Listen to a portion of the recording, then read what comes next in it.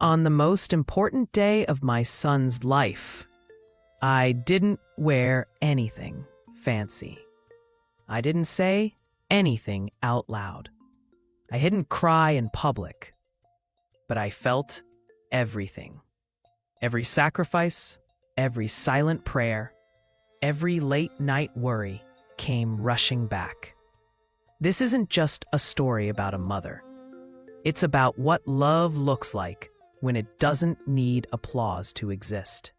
So if you're a mother, a son, or simply someone who still believes in quiet love, come closer, listen slowly, and let this story find you. Subscribe, like, and leave your memory in the comments. Here, we sew each story thread by thread, just like Grandma taught us. I didn't wear makeup. I didn't go to the salon. I didn't buy a new dress.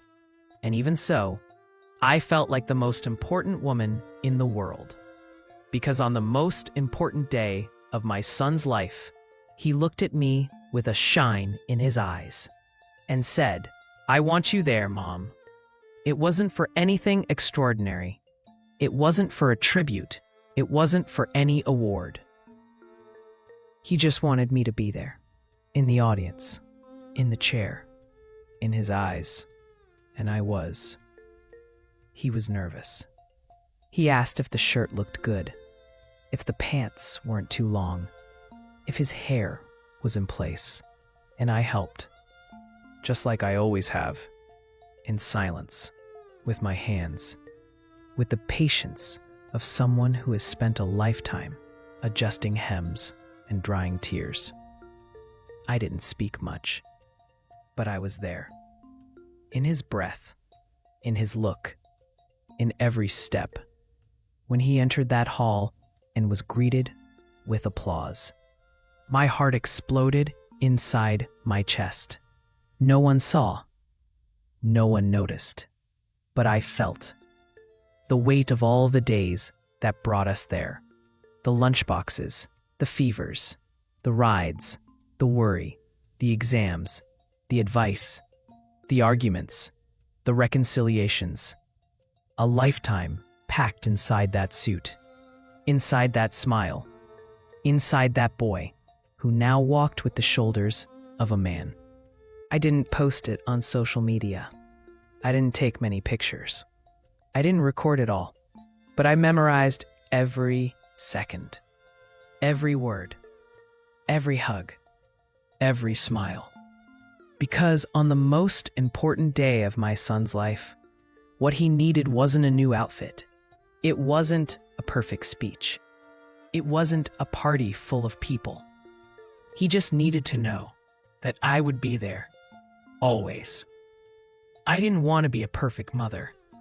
I wanted to be his. Even if I made mistakes, even if I stumbled, even if I learned everything from scratch. Because when he arrived, I wasn't ready. No woman is. We prepare the room, wash the clothes, read books, watch videos, but nothing prepares us for the silence of a night with a feverish baby, or the anxiety when he doesn't eat, or the doubt when he cries and we don't know why. I wasn't perfect. I often forgot things. I was late. I got tired. I lost patience. I wanted to disappear. I cried in the bathroom, but I never gave up. And maybe that's what it means to be a mother. Not having everything under control, but still being there. Not always knowing what to do, but still doing it.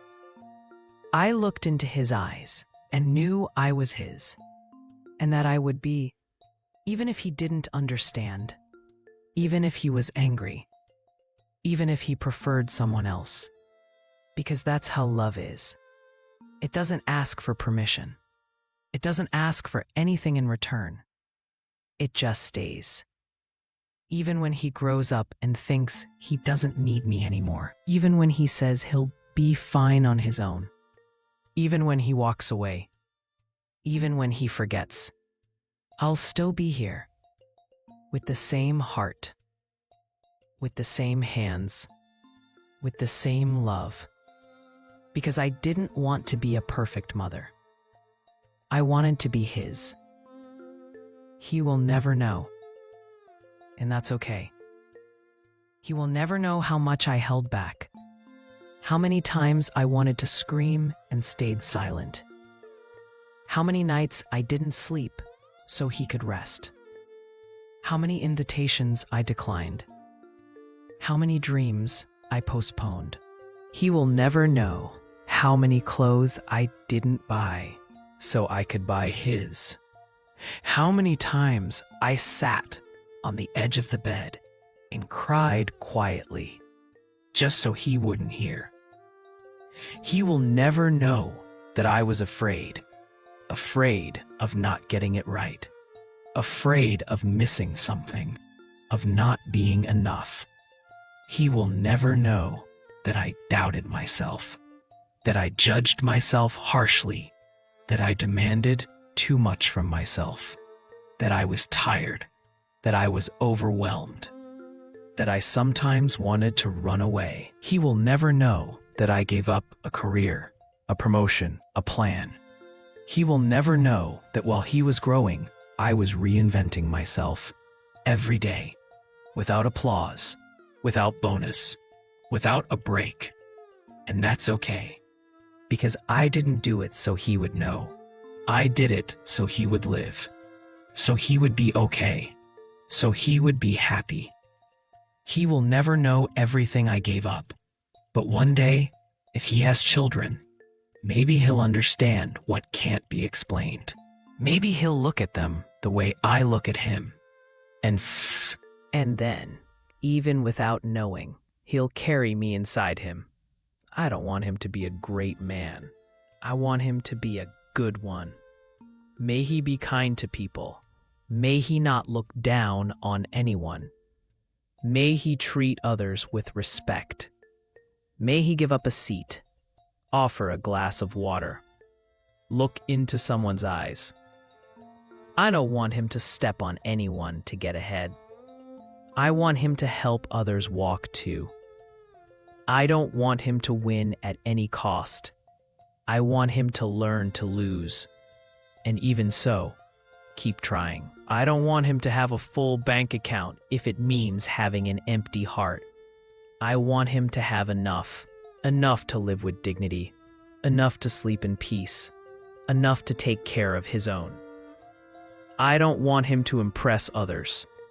I want him to admire himself, even with his mistakes, even with his flaws. I don't want him to follow the crowd. I want him to follow his truth, even if it means walking alone. I want him to cry when he needs to, and laugh out loud when he can, that he's not ashamed of being, that he apologizes when he messes up, that he forgives when someone fails him, that he keeps faith even when life gets tough. I don't want him to be great. I want him to be good. Good enough to be a light in someone's life. Good enough to leave the world a little better than he found it. Good enough to be proud of the man he becomes when I'm no longer around to tell him what I dreamed for him. One day, he will understand that waking up early wasn't about being annoying. It was about making sure he didn't miss his future. That I repeated the same things 100 times, not because I enjoyed nagging, but because I knew that some things only stick through insistence. That I said no, not to take away his fun, but to teach him boundaries. That I said yes, even when I was exhausted, just to see him happy. That I hid my tiredness so he could rest. That I ignored my pain so he could be fine. That I wasn't always right, but I always did my best. One day he will understand that I didn't try to be his friend, because he would have many friends in life, but only one mother. That I didn't want to be liked all the time, because I preferred to be respected. That I cried when he hurt me, but I forgave even before he apologized. That I took care of everything, Not because I wanted him to depend on me, but because I wanted him to feel safe. That I got upset, raised my voice, lost my patience, but never stopped loving him. That I made mistakes, but also many times I got it right. That I wasn't perfect, but I was present. That I wasn't a superwoman, but I was his mother. And that's all I ever wanted to be. I loved him before he existed, before the test came back positive, before the first ultrasound, before the belly grew. I loved him even before he had a name. I loved him in the first symptoms, in the cramps, in the cravings, in the fear. I loved him even more when I heard his heartbeat for the first time. When I saw his little hand waving on the screen. When I imagined his face. I loved him while preparing the layette, while folding the little clothes, while choosing the colors for the room, while inventing lullabies. I loved him even without knowing him, even without hearing his voice, even without knowing his scent. And when he was born, my love overflowed. He was so small, so fragile, so mine. And so I grew with him. I matured. I transformed. I strengthened. Because loving a child before they exist is only the beginning. Real love is what we build each day after they arrive. With gestures, with patience, with resilience, with presence, and with the certainty that no matter what happens, he will always be loved. Even before, even after. Always. It wasn't the clothes. It wasn't the shirt that I ironed with care. It wasn't the new pants that we bought together. It wasn't the shoes that he chose and polished himself. It wasn't the tie, the cologne, the haircut. It wasn't the picture I took at the door. It wasn't the video I recorded in the car. It wasn't the post I made with a heart in the caption. What made that day special wasn't any of that. It was the way he walked, the way he looked ahead, the way he smiled with his eyes, the way he talked with confidence and calmness. It was the way he said, "Thanks, Mom," and closed the door behind him. It was everything that didn't fit in the picture. Everything he became, everything I learned through him, because some days are historic, not because of what we see, but because of what we feel. I was there, but he didn't see me. I saw when he straightened his posture, when he cleared his throat, when he adjusted his collar. I saw the shine in his eyes, the nervousness hidden behind his smile, the maturity painted across his face. I was in the back. I didn't want to draw attention. I didn't want to embarrass him. I just wanted to be present. And I was. I was in the memory of the times I helped him get dressed, in the strength of the words I once repeated until he believed, in the patience I held when he was learning to speak, to walk, to live. I was there in the silence, in the pride that overflowed in my chest, in the tears I held back, in the prayer I whispered quietly. He didn't see me, and he didn't need to, because what I built in him doesn't depend on my presence to exist.